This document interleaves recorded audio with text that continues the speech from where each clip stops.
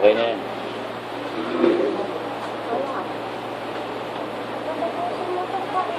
Hello, Mike. Wala. Hello. Ibigay ninyo ang lahat ng inyong alalahanin at hayaang ako ang kumilos. Kailanman na hindi ko kayo pinabayaan at lalong hindi ko kayo iniwan. Ako ang gumagabay sa inyong dinadaanan.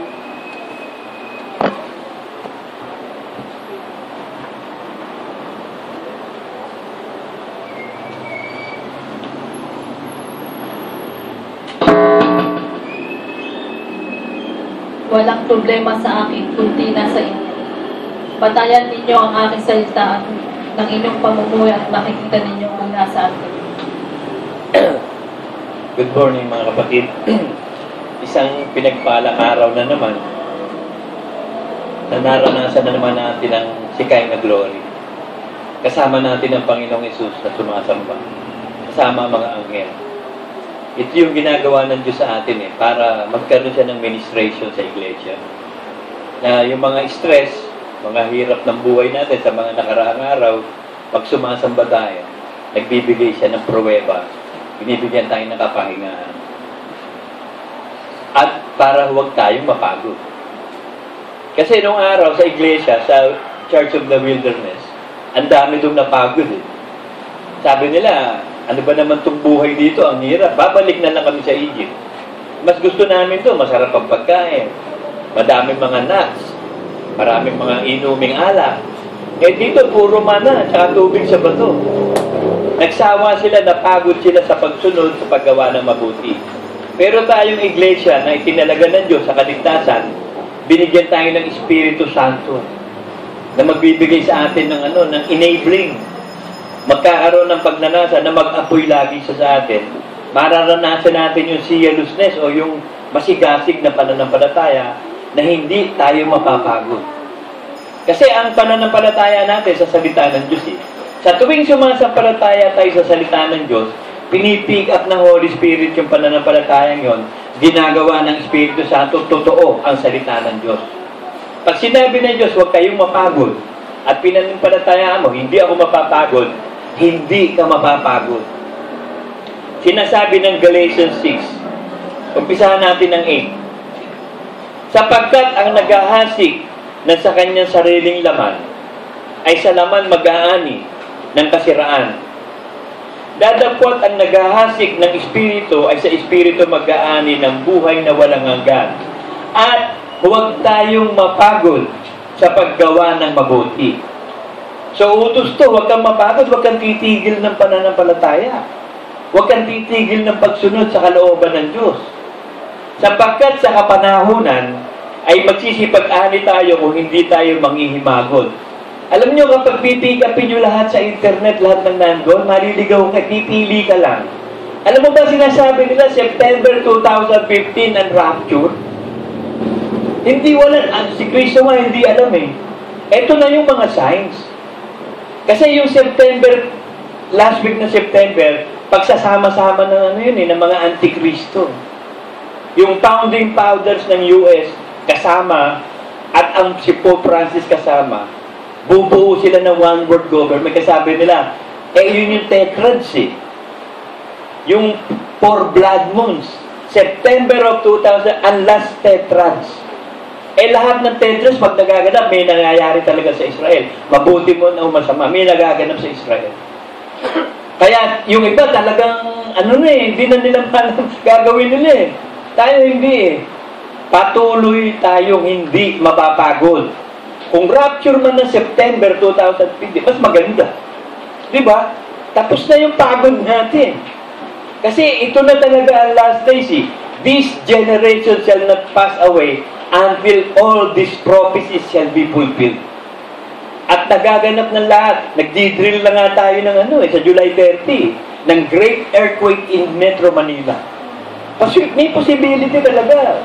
Ako, sabi ko nga sa kanila, simple lang ang solusyon natin. Meron akong 2 double bed dyan. Ako, mga talagang materialis puertes. Pag nagsimula maglindol, pasok tayo doon sa ilalim ng dalawang kama natin. Safe na safe doon, magpaksakan man yung pader na yan, yung bahay. Hindi natin na naman susunod na mangyayari. Kasi hindi pa talaga tinatamaan ng matinding earthquake. Nung kahapon yata yun, tinamaan yung Samar, 5 lang yata intensity. Sumasample. So, walang problema, lumindol ka ba, nagkagyera, ang importante, nasa Panginoon ka. Hindi ka napapagod gumawa ng mabuti, patuloy kang sumasampalataya.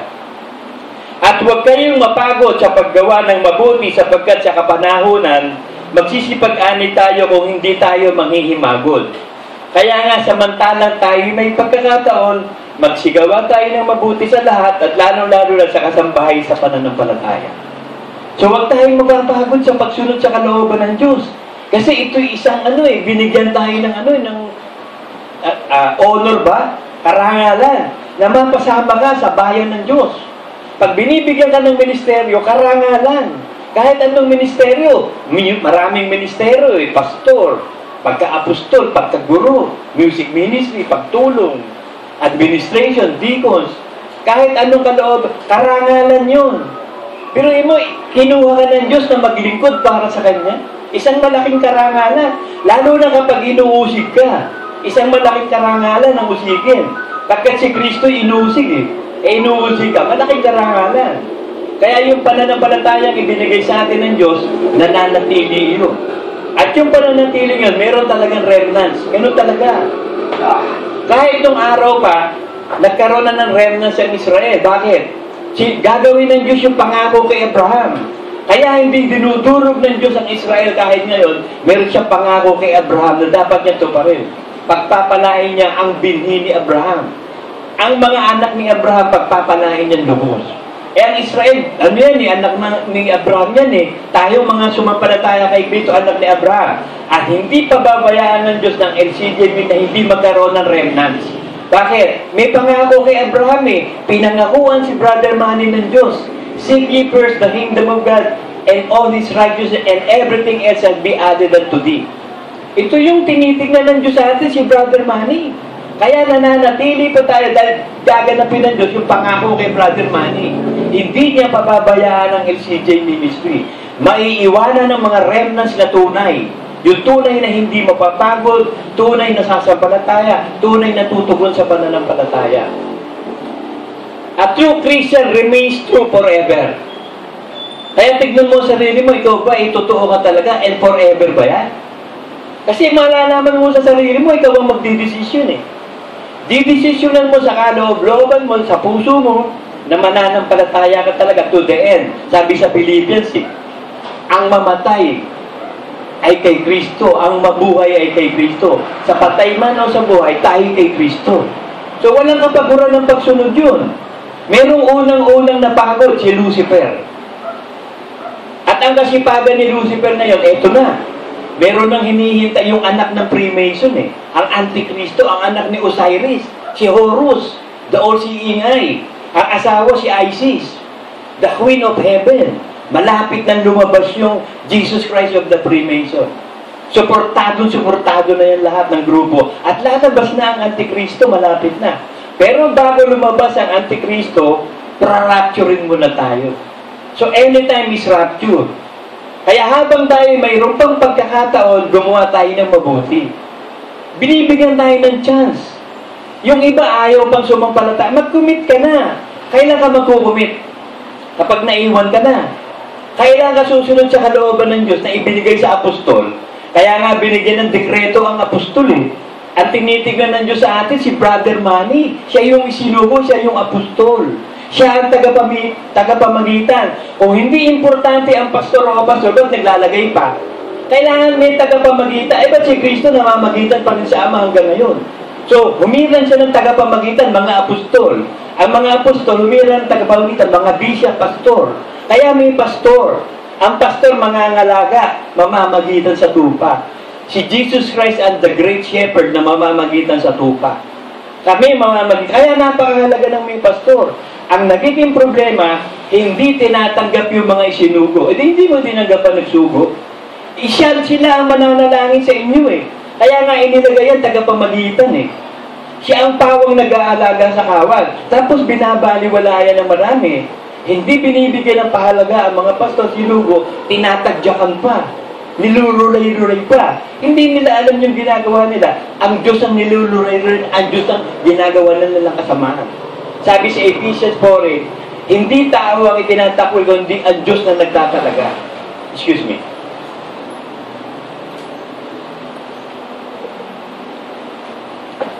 Sabi ng Joshua 1:5-9.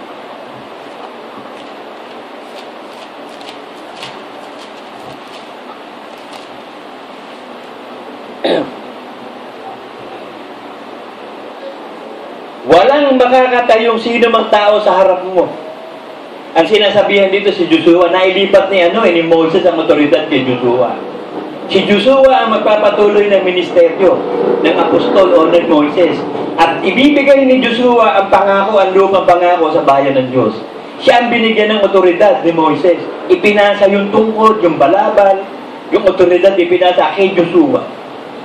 Ito sinabi ng Diyos kay Joshua, walang makakatayo sino mang tao sa harap mo sa lahat ng mga araw ng iyong buhay. Kung paano ako'y sumakay Moses, at gayon ako sa sayo, hindi kita iiwan ni pababayaan man. Ito yung natatandaan ko talagang narinig ko sa Diyos noong November 5 ng 1984. Sinabi niya sa akin yun, hindi kita iiwanan magpakailanman, hindi kita pababayaan. Kaya pag nababasa ko ito, naaalala ko yun tinawag pa ako ni Elmo ng Joshua, kaya tinawag ko siya Caleb. Sabi ko, ako ba Lord ang Joshua ng iglesia? Ako ba yung talagang gagamitin mo? So be it. Maglilingkod talaga ako sa iyo. Kung ano gusto mo, gagawin ko. Kahit ano gawin mo sa akin. Basta huwag mo kong pababayaan. Kahit ano. Kahit ano gawin. Hindi ka naman pababayaan. Hindi kahit ano gawin. Di ba? Ang masama kung pababayaan ka, di kahit ano gawin ng Diyos sa atin, hindi ka naman pababayaan. Kaya sabi ng Diyos, kahit dumadaan ka sa mga madidilim na lugar, magliliwanag ka Ako ang gabay mo Hindi ka pababayaan Kaya nga ini-offering ni Abraham si Isaac Bakit? Miski patayin niya, bubuhayin. Hindi siya pababayaan ng Diyos. Yun yung tinig na dininig niya Abraham, umalis ka sa bahay na iyong ama, dadalhin kita sa isang lupang pangako. Na ikaw ay pagpapalain ko ang lahat ng iyong binig, pagpapalain ko. Yun ang sinabi kay Abraham yun ang sinabi kay Brother Manny. Yun din ang sinabi sa akin nung bago ko hindi kita pababayaan. Kaya ako pinanghahawakan ko Word of God Kahit ano gawin ng tao sa akin, napakaraming bishop sa LCJ Ministry. Talagang kinawawa ako. Talagang kawawa ako dito sa iglesia to. Pero hanggang ngayon, nananatili ako nakatayo. Last man standing, hindi ako pinababayaan. Bakit? May pangako Kasi ang susuportahan mo, yung isinugo. Ang papakamahalin ninyo, yung isinugo. Do not touch the anointed of the Lord at ang mga propeta ng Diyos. Napakatindi na galit na galit ang Diyos yan, rebellion yan Pag tininggi mo yung sinugo niya, ang tinitinggi mo siya Kaya sabi ng mga na, bakit? Kinakausap din naman kami ng Diyos, ikaw lang ba Moses? Siya yung isinugo Siya ang pinagbibigyan ng ibaga, hindi kayo. Yun ang sabi ni Dathan, ni Kore, ni Abiram Bakit? Kinakausap din kami ng Diyos, ikaw lang ba? Sinabi din sa akin yan. Dalawa nagsabi niyan, hindi ko na lang sasabihin na pangalan. Bago tumalikod yan, yun din na sinabi. Bakit? Kinakausap din kami ng Espiritu Santo It's between me and my God. Hindi ko lang sasabihin ng pangalan niya. Dalawa sa Palatoy Church ang tumalikod pero sinabi sa akin yan. Hindi sila natatakot na magsalita ng ganung bagay. Samantalang nung una, naranasan nila ang kasaganaan ng buhay. Lahat ng bagay, ipinakita ng Diyos. Panay pa yung praise sa'yo. Talaga, Kuya Lara, dinidinig ng Diyos sa prayer mo. Sa Diyos ka nga. Tapos dadagukan ka, tatagyakan ka. Pagkatapos kang purihin, gagawa ka ng kasamaan. Pwede ba yun? Sabagay, si Judas, ganun nga Kunwari, didikit-dikit kay Kristo. Susunod yun. Nung pala, meron talaga masamang balak. May maitim na balak pala si Judas. Ginawa niya. Ganun din si Lucifer, nung umpisa, okay sa Diyos. Nung pala, may maitim na balak. Lumalabas kung sino ka talaga Palulutangin ng Diyos kung sino ka. Kaya nga ang tanong, sino ka ba? Ano ka ba? Ikaw ba'y talagang totoo o hindi? Kasi kailangan mong patunayan sa sarili mo. Kausapin mo sarili mo kasi wala nang lalalabing panahon. Yung September, the last tetrarch yan. Nung mamatay ang Panginoong Jesus, tetrarch din yun. Nagkaroon ng solar eclipse doon, alas 3 ng hapon, namatay. Nagdilim ang buong kapaligiran. Ilang minutong nagdilim. Nagkaroon ng solar eclipse. At saka mga lunar, hindi ang palatandaan ng Diyos sa langit eh. Magkukulay dugo, lunar eclipse. Hindi magbibigay ng liwanag ang araw sa solar eclipse. Ngayon na lang na ipuprove ng scientist sa Bible. Hindi naman sinasabi ng Bible, lunar eclipse o solar eclipse eh. Ang araw ay hindi magbibigay ng liwanag, ang buwan ay magkukulay dugo sa araw ng Panginoon. Eh ngayon nakikita nila, ang dami mga expert. Itong si Sebastian Kahn, Jonathan Kahn, Israelite prophet ito. Nagpo-prophecy, lahat ng prophecy niya nga tama, pero Israelites to. Laban siya sa kapwa Israelita niya. Nakikita niya, mali ang ginagawa ng mga Israelites ngayon eh. Siya, persecuted dito. Mga prophecy niya talaga persecuted siya. Kasi pag tunay na propeta ka, tunay na man of God, persecuted ka. Hindi ka lulubayan ng sanlibutan, aapihin ka, ipipersecute ka. Doon mo naman nalalaman, nasa Diyos ka. Kasi nabubuhay ka para kay Kristo, tapos inaapi ka. Nabubuhay ka para kay Kristo, inuusig ka. Napatutunayan mo, nasa Diyos ka. Kesa sa inuusig ka dahil mali ka, magpakalakas ka at magpakatapang kang mabuti. Sapagkat iyong ipamamana sa bayang ito ang lupain na aking isinumpa sa kanilang mga magulang na ibibigay sa kanila. Magpakalakas ka lamang at magpakatapang na mabuti. Ito ang kailangan natin desisyonan eh. Magpakatatag ka. Magpakalakas ka, magpakatapang ka, desisyonan mo talaga. Ang tawag dyan, magpakalalaki ka. Kayong mga babae, magpakalalaki kayo. Kayong mga lalaki, magpakalalaki kayo. Ibig sabihin, yung decision making mo, hindi mababago kahit ano mangyari. Ako'y sa Panginoon, sa mamatay mabuhay, ako'y isang tunay na Kristiyano, susunod ako sa kalooban ng Panginoong Hesus, no matter what. Yan ang paninindigan. Meron kang paninindigan. Meron kang prinsipyo sa buhay. Naninindigan kang bilang isang tunay na Kristiyano na kailanman susundin mo ang lahat ng precepts and decrees of the apostle. Hindi tayo aalis eh. Kasi sabi ng Diyos sa Matthew sinabi ito sa mga apostol Basahin ko uli Matthew 28.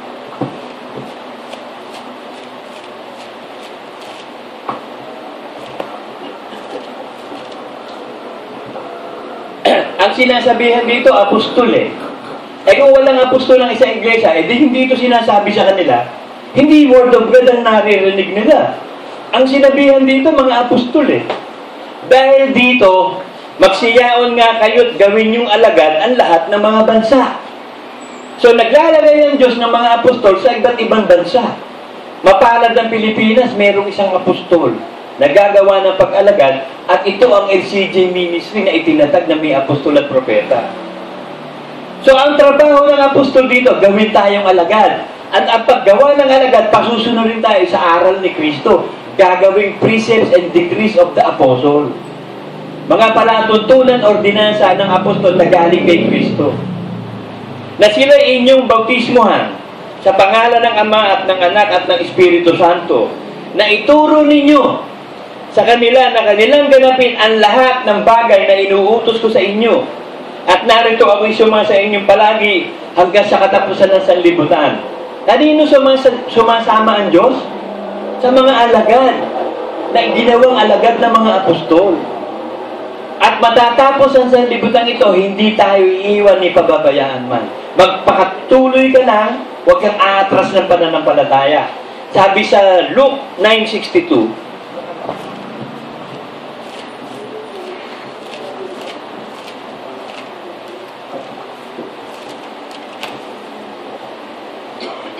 dadagpot sinabi sa kanya ni Jesus, walang taong pagkahawak sa araro. Yung araro, yung hinihila ng kalabaw yan magbubungkal yan ng bukid, maglalagay ng palay o ng pananim.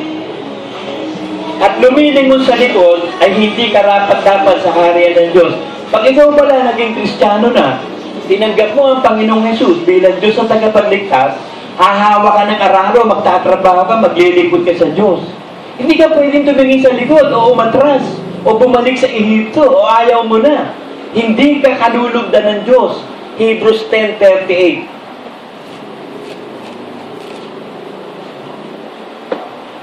Ngunit, ang aking lingkod na matuwid ay mabubuhay sa pananampalataya. At kung siya'y umurong, hindi kalulugdan ng aking kaluluwa. Ngunit tayo hindi doon sa nagsisibalik sa kapahamakan, kundi doon sa mga may pananampalataya sa ikaliligtas ng kaluluwa. So, binigyan tayo ng Diyos ng pananampalataya. At yung pananampalataya yun, ang purpose, kaligtasan ng kaluluwa. Ngayon, hindi tayo dun sa mga mapapahama. Kaya ka binigyan ng pananampalataya, alam ng Diyos, matatag ka, matibay ka, nakita niya yung puso. Kaya nga nung iaanoy na hari si David, di ba? Nagpunta siya sa bahay ni Jesse. Sabi nung tatay ni si Jesse, ito isa bagay na hari ito. Sabi ni Samuel sa kanya, hindi tumitingin ng Diyos sa anyo, kundi sa puso. May anak ka pa ba? Sabi nung isang panganay, sabi, ano lang yun, binatilyo lang yun eh. Payat-payat pa nun yun ba? Magiging, sabi, pwede ba dalhin mo sa akin dito yung anak mong yun? O pagdala, sabi ng Diyos kay Samuel, iyan ang hari ng Israel. Binatilyo pa lang, payat eh. Inanoint na hari si David no pala, hindi pa siya hari, inanoint lang siya for the future. Eh di nagkaroon ngayon ng labanan. Ang sinasabi ng mga Philistines, si Goliath, kapag kung sino mananalo, aalis sa lugar na yon. Pag natalo sa yung Philistines, aalis sila. Eh payat na payat, biruin mo. Paano kaya yung pakikipaglaban? No match talaga eh. Kumbaga sa gagamba, parang gagambang pare, gagambang bahay si David. Parang bibilutin agad si David. Pero hindi yun ang batayan eh. Bakit? Sumasa Diyos. Si David, nasa kanya ang Diyos. Kay Goliath, hindi, demonyo nasa kanya. Kahit higanti pa siya, mananalo ba ang demonyo sa Diyos?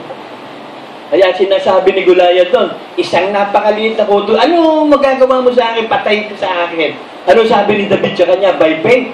Hindi. Ikaw ang patay. Sabi ng Diyos ko, patay ka. Ay di patay nga. Ang gamit lang niya, yung sling. Ano ba sa Tagalog no? Tirador. Kumbaga sa ano, tirador. Meron siyang bala. 5 makikinis na bato. Kailangan kasi makinis na bato eh. Tsaka maganda. Para yung tinatawag na sa hangin, yung atmospheric pressure, maganda ikot no, magandang bala yun. Kaya makinis na bato ginamit niya. Isang tira, tinamahan sa ulo. Nawala ng mana, patay eh. O hindi yung espada ni Goliath na gamit pa sa kanya, pinutulan ng ulo.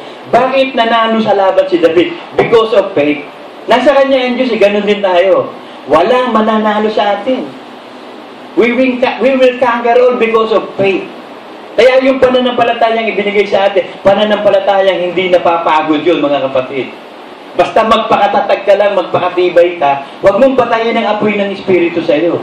Magpatuloy ka lang lagi. Sabi ng Isaiah 54:10,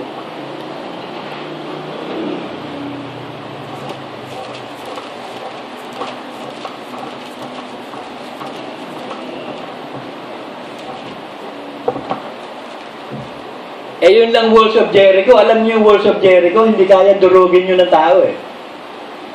Mga batong maano yun eh, matitibay na bato yung walls of... papunta na sila sa Promised Land. Dadaan sila ng Jordan eh. Sakop yun ng West Point, ng West sa may Egypt, tsaka sa Jordan. Sa ilog ng Jordan. Hindi sila pwedeng hindi dadaan doon. Nakaharang ang wall of Jericho. Mananalo ba sila doon? Magigiba pa nila yun? Pero sumasa Diyos sila eh. Ang ginawa ni Joshua, kasabi ng Diyos na iikot kayo ang mga saserdote, kasama ka, 7 beses kayong iikot dyan araw-araw. Pagdating ng ikapitong, hihipan nyo yung trompeta at sisigaw kayo ng malakas na hallelujah. Magpupuri kayo sa Diyos. Hindi yun ang ginawa. Yung mga kalaban niya ito, pinanonood sila araw-araw. O kaya ginagawa ito mga gagong to. Hindi ito mananalo sa atin kasi matibay yung fortress nila, hindi kayang ibagsak eh. Nung ikapitong araw na inihip nila, biglang ibinaksak ng Diyos yung kanilang refuge. At saka napatay nila lahat. Si Rahab yung nandun, tinulungan yung 2 spy na nag-espionage doon sa loob. Nangako yung 2 na hindi ka mamamatay. Basta magtatali ka ng scarlet o yung pulang tela. Ang ibig sabihin ng pulang tela, dugo ni Kristo. Kapag nakita ang dugo ni Kristo sa iyo, yung scarlet na tela, hindi ka mamamatay. Ililigtas ka ng Diyos. Si Rahab lang naligtas doon. Ano pa siya? Ano siya? Ang tawag sa Tagalog doon, bayaring babae. Ang gusto ng Diyos, yung mga tunay na sumasampalata, kahit tugod mo ng sama eh. Kagaya ni Magdalena. Kasi yung masasampang babae, si Rahab, pero ba't inililigtas? Tinanggap yung sugo eh. Isinugo ni Joshua yung dalawa eh. Tinanggap na yung sugo. Pinoproteksyon na. Puproteksyon na siya ng Diyos. Yun ang message dun eh. Yung isinusugo ng Diyos, pakamahalin mo lagi. Suportahan mo, mahalin mo kang gagawa ng masama dyan. Psalm 105:15. Yun ang sikreto eh. Magiging kaisa ka ng isinugo. Pag hindi ka magiging kaisa, wawasakin ka ng Diyos. 105:15. Sinasabi, huwag niyong gagalawin ang pinahiran ko ng langis. At huwag ninyong gawa ng masama ang mga propeta ko. Ito yung ginagawa halos ng kasamahan natin sa LCJ Ministry. Parang walang mga natutunan eh. Ito yung ginawa ng mga bishop sa isinugo kay Bra. Ito ang ginawa sa akin ng ibang kapatiran. Yung mga si Joshua at si Moses ang pinipersecute, yun ang hinirang ng Diyos eh. Yun ang gagamitin ng Diyos sa bayan ng Diyos para makapasok tayo sa langit. Gagabayan ni Joshua ang bayan ng Diyos papunta sa langit. Gagabayan ni Moses, ni Brother Manny, ang LCD, papunta sa langit. Ang ginawa ng mga tao ang hinarap at ginawa ng kasamaan si Moses at si Joshua. Ang tatanga, hindi pa naiintindihan ng Biblia? Walang nakakaunawa ba sa kanila? Yun ang antimanong naunawaan ko eh. Pati yung pagiging born again nung araw, sabi ko, born again, ano kaya ito? Totoo kaya ito? Kasi sabi ko, mukhang baka maloko ko dito. Ayoko maloloko, ayoko yung tao, maloloko ko ng tao. Born again, hindi kaya kalukuhan ito. Pero talagang como meron akong calling, talagang naghalungkat na ako na naghalungkat. May plano pa ako nun, papasok ako sa sa mga Iglesia ni Cristo, papasok ako doon sa mga Buddhism, hanggang sa basa ako ng from Genesis to Revelation, basa ako ng basa, wala akong maintindihan. Pero kaya gagawin ko? Tapos dinala ako ng Diyos din dyan sa LCJ Ministry, nakinig ako, kailangan ma-born again talaga. Kasi naintindihan ko yung pagiging born again. Except a man to be born again, he cannot enter the kingdom of God. So kung iintindi, except a man to be, you cannot enter and see God. So kailangan talaga palang ma-born again ng tao. Hanggang sa pagpapatuloy ng proseso ng pagiging born again, nandito na ngayon tayo, habang tumatagal, lalong napapalapit yung kaligtasan natin. Bakit? Naiintindihan na natin ang kalooban ng Diyos eh. Kailangan lang magpapakatatag ka, magpapakalakas ka, huwag kang matitigatig. Magkaroon ka ng helmet of salvation. Kasi meron tayong helmet of salvation eh. Hindi papasok ito kahit anong toksisutan na may helmet eh. Hindi magagalaw ang isip natin ng kalaban. May helmet of salvation. Isinakbit ng Diyos sa atin yan eh. Protektado tayo ng helmet. Tingnan niyo yung mga astronaut, di ba? May mga helmet. Kahit poisonous yung atmosphere sa labas nasa galaxy sila, kung saan mo sila mapunta, hindi nagagalaw na nasa labas bahay. May helmet eh. So, hindi tayo magagalaw ng anumang puwersa sa labas dahil may helmet. Sabi siya 1 Peter 1:13.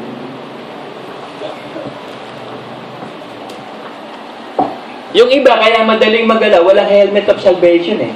Hindi sila pa sumasampalataya. Pero ba't sumasampalataya ka na, lahat ng bagay na utos ng Diyos, magagawa mo na. Sabi sa sa Romans 8:22. Meron na tayong bunga sa ikababanal. Hindi na tayo alipin ni Satanas o ng kasalanan. Pinalayaan na tayo ni Kristo. We are free from the law of sin and death. So lahat ng bagay, magagawa mo na. Lahat ng utos ng Diyos, magagawa mo na. Be ye perfect, for I am perfect. Kaya mo na maging perfecto. Because God said, you can be perfect. At ang perfection nga, yung nasa puso mo. Ang motibo lagi, nasundin mo talaga ang lahat ng kalooban ng Diyos at magtitiis ka, magtitiyaga ka, magpapagal ka. You are perfect.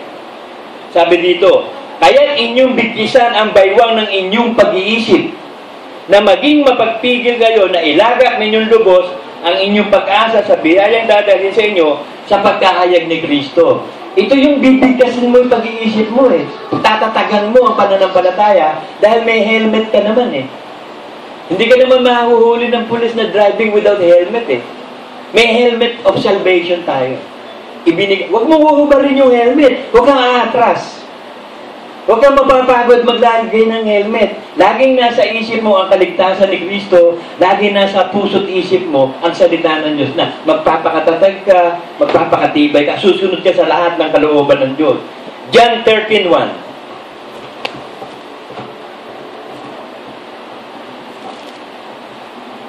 Kasi kung ano yung nasa isip mo, yung lagi gagawin mo eh.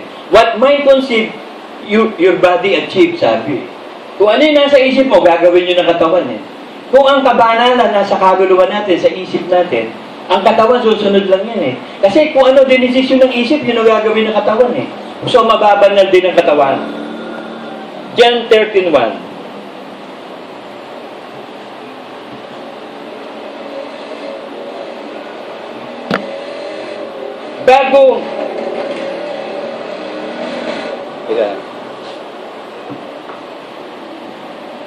Bago nga magpista ng pagpaskuhan sa pagkaalam ni Jesus na dumating na ang kanyang oras ng paglipat niya mula sa sanlibutan ito hanggang sa Ama sa pagkaibig sa kanya na nasa sanlibutan, inibig niya na sila hanggang katapusan. So yung walang tigil na pag-ibig ni Kristo sa kanyang mga kapatid. Ganon. Walang kapagurang pagmamahal. Walang pagod na pagmamahal ang ibibigay natin sa isa't isa. We will pray to one another, help one another. Ito yung ginawa ni Kristo eh. Walang extent yung pagmamahal niya sa kapatiran. Ganon din tayo. Huwag kang mapapagod gumawa ng mabuti, lalo-lalo na sa kapatid, sa pananampalataya. Sabi ng Hebrews 13:5.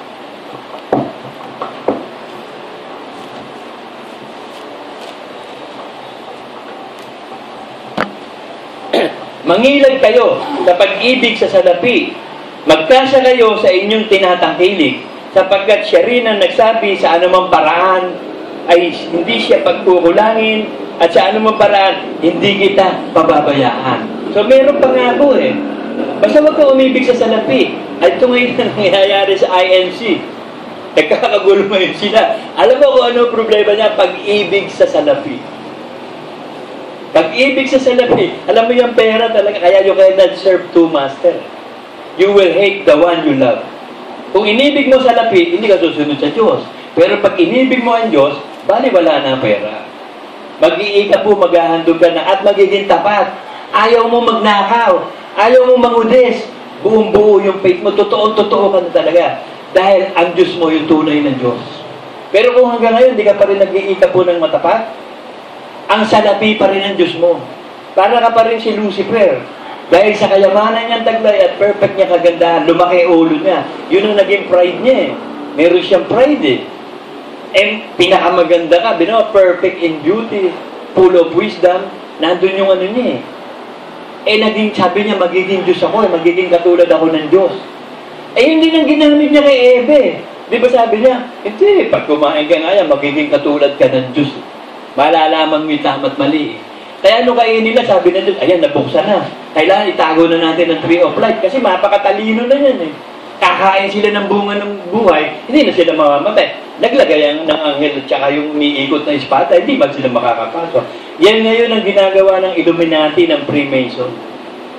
Ang ipinapangako nila, we will be like gods. Yan ang prinsipyo ni Lucifer eh. We will be God. Kaya nga Illuminati, the light bearer, nasa kanila yung liwanag. Hindi nila alam, hindi liwanag yun, kadiliman yun. Ang hinihintay nilang anak ng Diyos, hindi Antichrist. Anak ng Diablo, the son of perdition.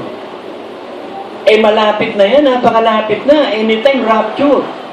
Inihahanda na tayo ng Diyos doon sa remnants na nalabi, dadaan sa bautismo sa apoy. Kaya yung bautismo sa apoy matindi yan, hindi madali yan. Susubukan tayo kung sino totoo. Maiiwan lang sa LCD kung sino talaga totoo. At malalaman mo yan, ikaw ang makakaalam yun dahil ikaw ang magpapasya. Titiisin mo lahat eh, maghihirap ka para kay Kristo eh. Sabi sa Philippians 3:7 eh.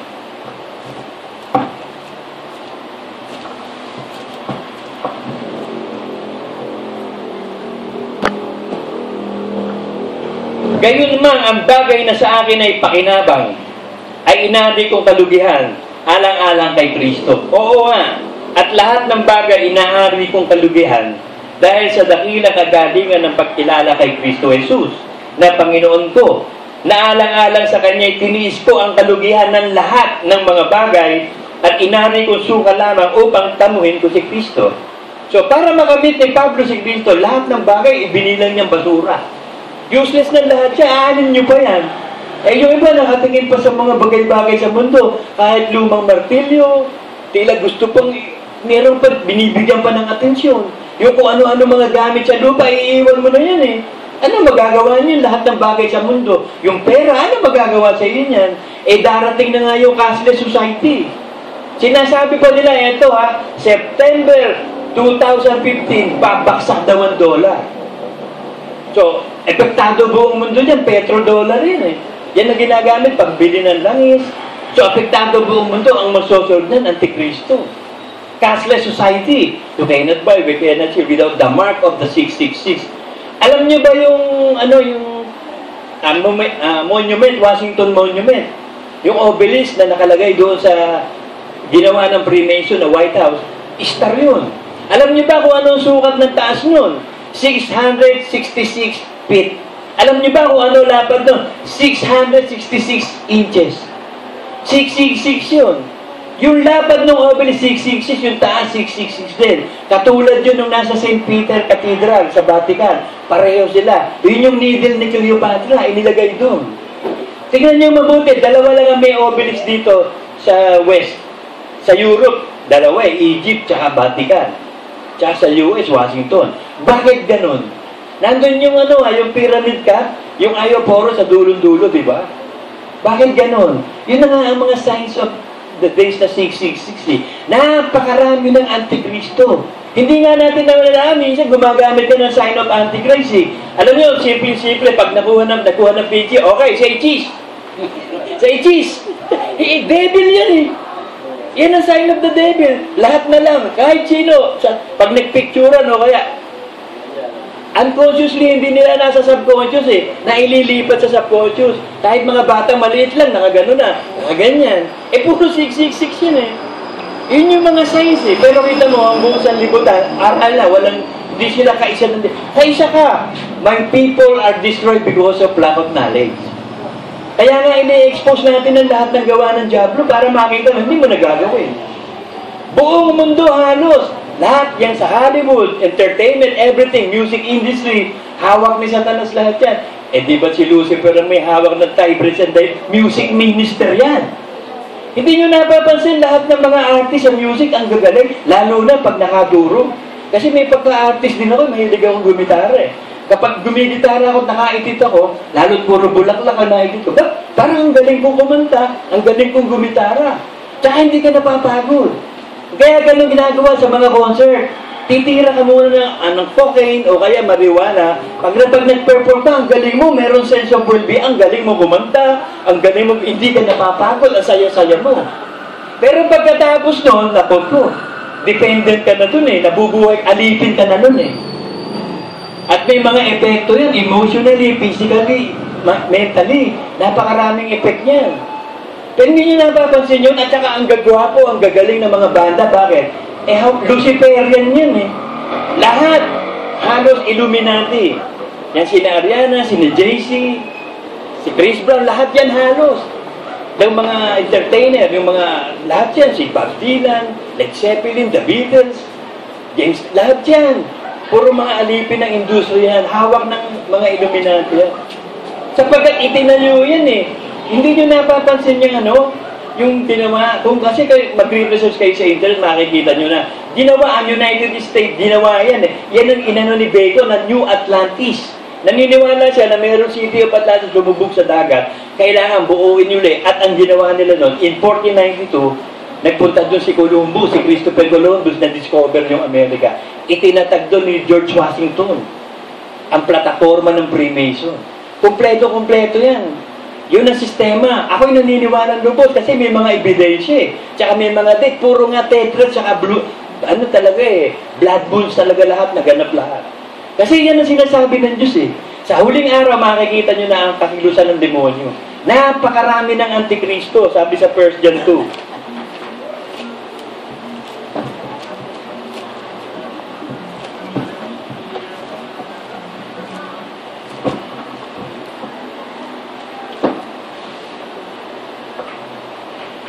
1 John 2:18. Mumunting mga anak, ito na ang huling oras. At gaya ng inyong narinig, na darating ang Antikristo. Kahit ngayon, lumitaw na ang maraming Antikristo. Kaya nga nalalaman natin na ito na yung huling oras. Sila'y nagsilabas sa atin, ngunit sila hindi sa atin. Sapagkat kung sila'y sa atin, panatili sana sila sa atin, ngunit nagsilabas upang sila'y mahayag na silang lahat ay hindi sa atin. Alam nyo, Israelites lahat yan, ang mga Freemason, Israelites yan, lumabas yan sa bayan ng Israel. Pinersecute yan sa Spain. Nagpunta sila ng New World. Nagtatag sila doon. Si George Washington, lahat yan. Alam niyo ba, 56 president of 44 doon Freemason? Itinatag nila yon. Talagang planado lahat yan. Hindi ko na ma-explain dito o meron TV na i-explain sa inyo kasi lagi ako nagre-research eh. Tinitingnan ko kung ano nangyayari sa mundo. Eh talaga nakikita ko talaga na nagaganap na. Lalabas na yung anak ni Osiris. Ito ang Diyos ng Egypt eh. Ang asawa niya si Isis. Si Horus ang magiging anak, kaya merong Eye of Horus. Lalabas na yung anak nila, Antikristo yan eh. Si George Washington, nakikita niyo sa pinakakisame, ang binibilang nilang taong magiging Diyos. Yun din si Osiris, ang paniwala ng Egyptian kasi Diyos sila eh. At magiging Diyos sila. Meron silang immortality. Kaya yung needle na yan yung penis nga eh. Yung bilog na yun yung ano ng babae. Yung 13 steps ng pyramid, makikita nyo doon sa $1, 13 steps yun at 2012 to 2016 na yun. Estimated nila. Magaganap na lahat yun. Hindi pwedeng nagkataon, planado lahat yun eh. Alam ng mga anghel kung ano mangyayari sa lupa. Kaya nakakakonsulta sila sa mga anghel, sa mga fallen angels. Alam ng mga anghel, nakasulat sa Bible yun eh. Basta lahat ng bagay sa lupa, alam ng mga anghel yan. Alam ni Lucifer lahat eh, kaya planado lahat. From generation to generation, yung mga binhi, nakukuha niya lahat. At kung titignan nyo ang binhi ng lahat ng halos presidente, magkakamag-anak. Itong sinabos na mag-anak ni Abraham Lincoln yan, ang mag-anak ni Queen Elizabeth yan. Ang nangyayari kasi, alipin ng US eh. Ng England. Alipin naman ng England ng Vatican. Yan ang sistema eh. US, alipin yan. Lahat ng pupunta sa England, pupunta sa Vatican. Puro lahat yan, moro-moro lahat yan. Yan ang napakaraming Antikristo na nabubuo na sa mundo. At kumikilos na ang Antikristo. Sila yung nagsilabas, lumabas sa bayan ng Israel yan eh. Nagtatag ng Zionism. Yung Star of David. Akala ko noong una, okay yun eh.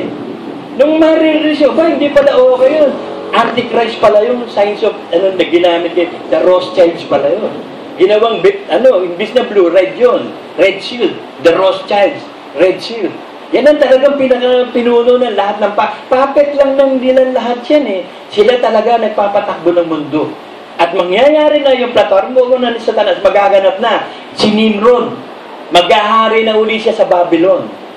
At kapag naghari sila sa Babylon, magkakaroon ng one world religion, one world money, one form of government. Magkakaisa na sila, buong-buo na. At ang sinasabi nga ni Pope Francis is the Francis of Assisi.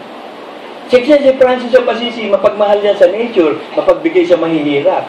Pinalalabas nila ngayon, aalagaan nila mahihirap sa mundo. Magkaisa na tayo. Kahit anong religion mo, Muslim ka, kung ano ka, magmahalan tayo. Love is the key and peace is the key.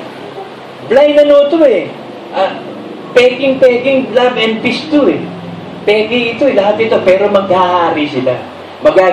Pero bago maganap at mabuo sila, bubuuin muna ng Diyos yung ira-rapture niya. At tayo yung remnants, mga kapatid. Tayo yung remnants ng LCJ Ministry na buhay na kukunin. Pagdating ni Kristo, buhay tayong kukunin. Amen? Amen.